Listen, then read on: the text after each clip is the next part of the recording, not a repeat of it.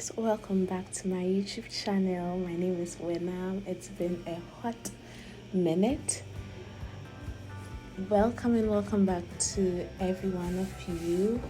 On this channel, I make videos on personal development, lifestyle, health, and faith. So if it's something you're interested in and you're new viewer, kindly subscribe to the channel and turn on your notifications so that you get content immediately I post them. Even though I have a backlog of videos, I decided to start with my graduation video because that is the main reason why I've been away for so long. Guys, combining full-time job, content creation, and a master's program is ghetto. It's not easy at all, and your girl needed to come in terms with reality and put the content creation on a hold. But I thank God I am on the other side of that, and plans are underway to help me post consistently now. In today's video, I'm pretty much going to be sharing with you the Get Ready With Me part of my graduation and some part of the congregation, and also to share a story with you, because after my first degree, I vowed, I promised, I swore never ever to go back to the university, because my first degree was mafia on several levels. But I'm sharing this video with you as a testimony, as a little talk on not to give up, and also open yourself up for new opportunities and possibilities. And so guys, let's get right into the video. So like I said, I vowed never to go back to the university, and there was this thing I would always tell anyone who would ask about my master's degree. I would say, oh, as for physiotherapy, there's no master's degree in Ghana. You'd have to travel outside the country to further. And for some reason, everyone bought that idea because they came to appreciate the fact that it is not easy traveling outside the country to read master's degree and giving up on your job more or less and all of that. So a lot of them say, oh, okay, it makes sense. Then work some time and then gather some money before you do that. I'm like, oh, yeah. But in my mind, I knew that I was never returning to the university. But I met this lady. Her name is Ruby. Ruby happened to be my operations manager at the time, and we were having different conversation, and out of the blue she just said, Marina, why don't you have a master's degree? And here I went with my nice little story, and she didn't buy it. She was like, no, you don't. As a master's degree, you do not have to necessarily do something in your field. You should just go back to school and learn for the purposes of personal development, like you always preach about it on your YouTube channel. I'm like, girl, why did you have to bring that up? And she was on my neck the whole time. Every morning, it was part of like her ministry or her calling or her routine. I don't know what to call it, because every morning she'd open my consulting room door and go like, Marina, my master's awaga. And that is, Marina, once you do the master's program. And at a point, I just decided to do it to get her off my neck. So I just thought, you know what, I'm going to do my master's degree program. And my pastor too has a PhD, in case you do not know.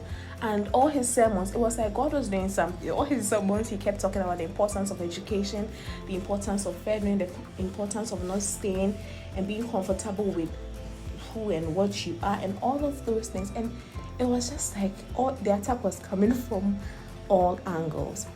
And what finally made me do the master's program is because I didn't want to do a purely physiotherapy master's program, because in my mind I would be working. I wouldn't go to school. So even if I'm going to school, then I'm going back because of something that has to do with business, entrepreneurship, personal development, and the sort.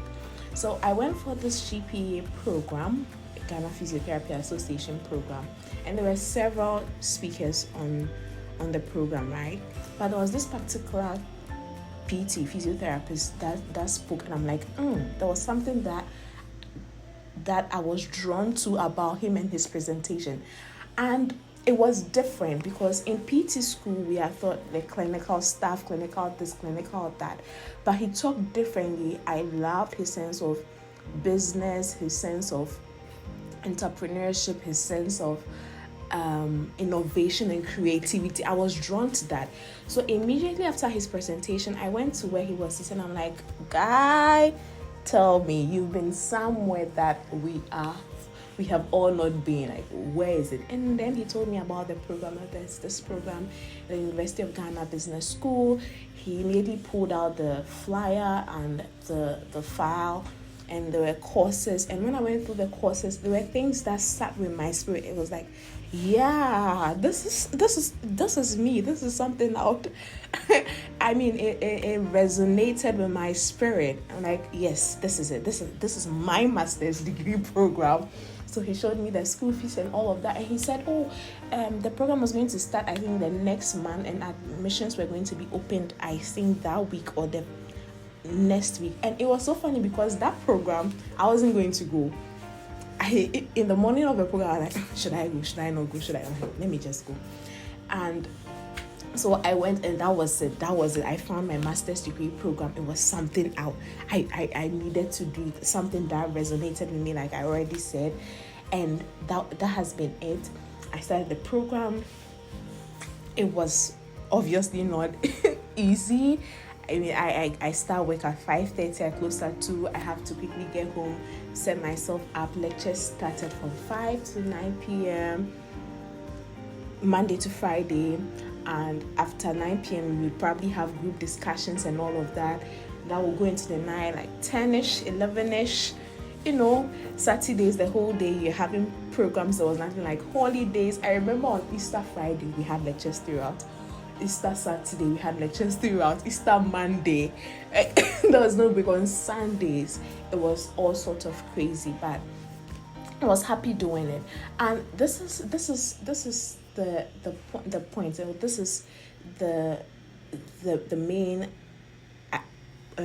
issue, or the main, what will I say, the moment of, the moment where my eyes open, was that even though all these people had said all of this, and I saw the program, and it was something that I loved to do, I still didn't know what I was going to use my master's degree for, quite honestly.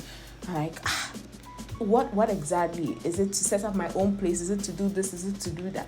But I was just kind of like obeying an instruction, because instinctively it was something that I wanted to do. It was like the Holy Spirit was leading me to do that. So it was not until halfway through the master's degree program that it was extremely clear and obvious why God led me to read exactly this master's degree program. And I was like, whoa. I mean, it's not something I would want to share now. Like, whoa. And I'm here to say that, I mean, when that happened, it reminded me so much of the quote that says that faith is taking a step when you do not see the whole staircase. And that was the key. Like, I just did the step because, okay, let's just do that. Let's do it. God, let's do this. And I mean, all the money and everything to even fund it is all a testimony. But halfway through was when it was so clear why I was doing this. And I'm just here to tell you that sometimes you do not understand the full picture. You do not get the full picture. You don't even know what it is about until you get to the very end. Sometimes when you're midway through, sometimes when it is even over and years have passed, later on, before you would kind of understand why God was leading you to do certain things. That was my case. And so I'm here to tell you that just follow the leadings of the Holy Spirit. Sometimes it doesn't have to make sense. Sometimes it doesn't have to make any sense at all. Just follow and trust Him. And that was what I did, and I'm so glad I did. This master's degree opened my eyes in terms of clinical work and how to see the business side of it. And I'm a better person because of this master's program. And I do not want to start saying thank yous, because I'll probably leave some people out and it will be a problem. So thank you so much. It was a beautiful, beautiful experience. I did a mistake. A mistake in quotes. I'm being sarcastic now. I did a mistake and decided to employ a private research supervisor who would not allow me turn in a mediocre work. Boy, It was such an experience, but I enjoyed every bit of it. I met amazing people.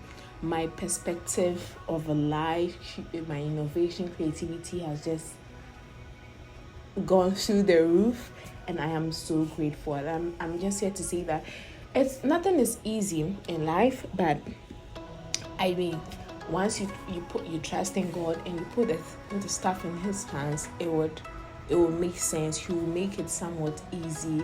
It might not be too easy, but you find the strength to finish what you started. So I'm so grateful. And also, when I started a master's program in, I think 2 years ago, I didn't have a car then. And one of the images that flashed was, I was, for my master's degree, I was getting down for my SUV. And I laughed at the time because I was in no position to even buy a bicycle tire. I was talk of a whole car.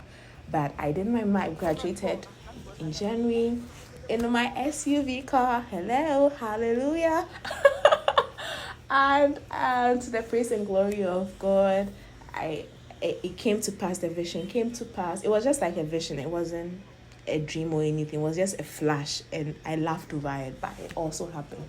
So yeah, like your girl always talks about faith. Just have faith, trust the process, and trust God to lead and guide you through it all. So yeah, my master's program was congregation was a beautiful one. My hair was nicely done by Anita. She's the lady you see in the earlier part of the video that I was sitting in the car with. My congregation was at 2 p.m. I had my hair done from 5:30 to 6:30 a.m. because if there's something my dad hates, is impunctuality. So I really wanted to get to the campus and finish everything before then. For my first degree, I think they were there 5 minutes before I arrived, and it was not good. I wasn't late, but it was not good. So I wanted to avoid that this time around. So I did my hair. Anita did a great job. I'm going to leave her contact in the description box down below. And I did my makeup with Glam Touch East Legon. I wanted a makeup artist close to campus because the traffic situation was crazy, like you would imagine or anticipate. And I had a photo shoot session before the congregation because the congregation was at 2 p.m. It was going to get dark and crazy after, so I wanted to have my shoot before, and my nephew came through. Thank you so much, Kojo. Took so many photos, I think over 500 shots if I'm not mistaken, and he did so great with the angles and thank you so much. My family came through. I just invited my nuclear family, but the kind of people that came, we're still almost like 20. Hey, this is my family members. Thank you so much, my friend Mary Magdalene. Thank you for your support, your help, everyone. I said I was not going to say thank yous, but here I am. Okay, I've stopped. I'm not going to say thank you to anyone. But maybe to Gami as well. He helped with my research work. P.T. Berry, my pastor, Reverend Dr. Perry. You see, that's the thing. That's why I didn't want to start the thank yous. So, that was my master's degree. I'll allow you to enjoy the rest of the video. I've been showing you some videos from the University of Ghana campus in case you do not know how beautiful our campus is. We are the best university in Ghana and Africa, in the world, actually. Ellie, don't come for me. So yeah, thank you all so much. Enjoy the rest of the video. Bye.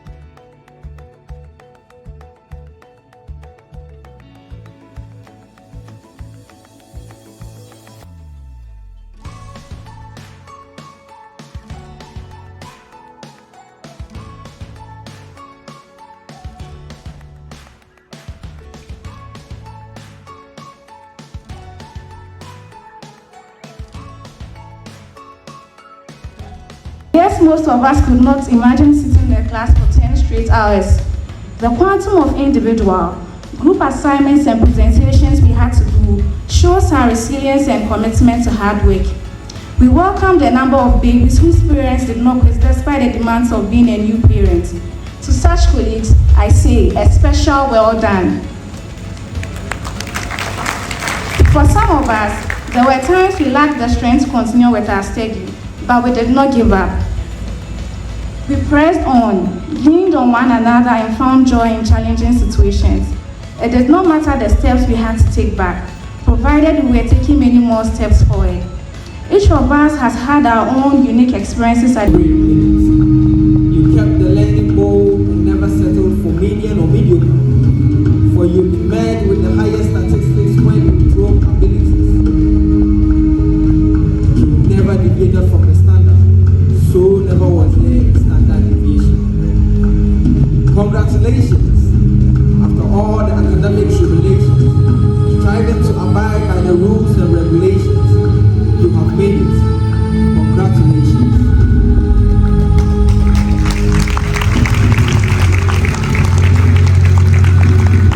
To those who spend sleepless nights keeping steady vigils to more, to those who sacrifice their learning hours to teach that friend who struggled through the semester lectures but did not understand the whole show, to those who endured the endless lecture vortex and stayed on campus racking their hippocampus and prefrontal cortex to comprehend the cortex, to those who went the extra mile to learn ahead, to those who spent their own money to sponsor their research and still succeeded,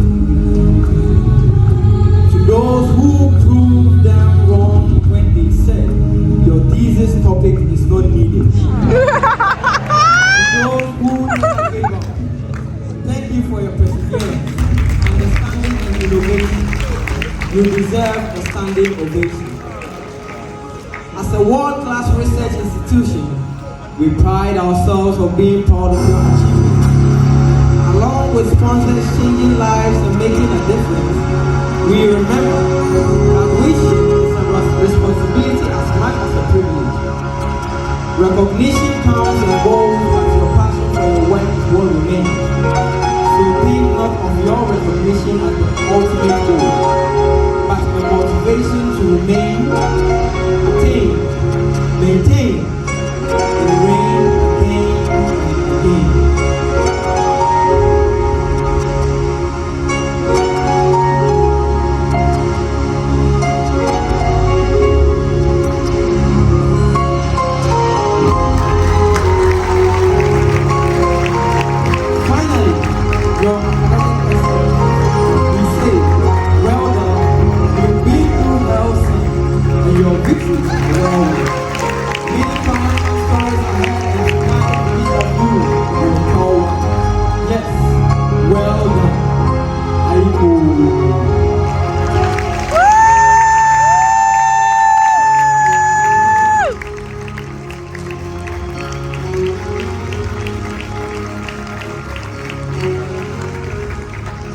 Others, and in lifting others up, you elevate yourself. In a world that is constantly evolving, remember the importance of adaptability and lifelong learning. The knowledge you have gained within these walls is a foundation, but your ability to learn, unlearn, and relearn will be the key to navigating the complexities of the world that awaits you. Embrace change as an opportunity for growth, and let your intellectual curiosity be a guiding light in your journey.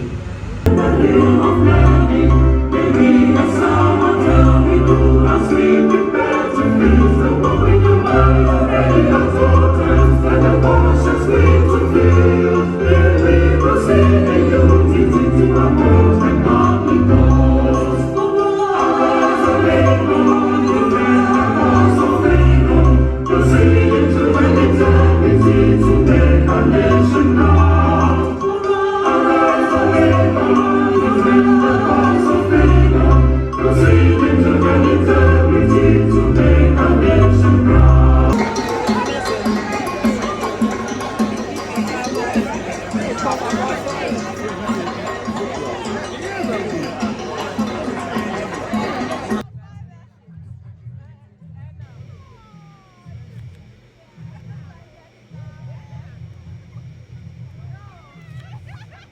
Okay, that's the end of the video. Eugenia got me my first flowers. I've dedicated a whole video on that because, girl, so anticipate that video on me receiving my first flowers. Until next time, stay safe, be blessed. Bye.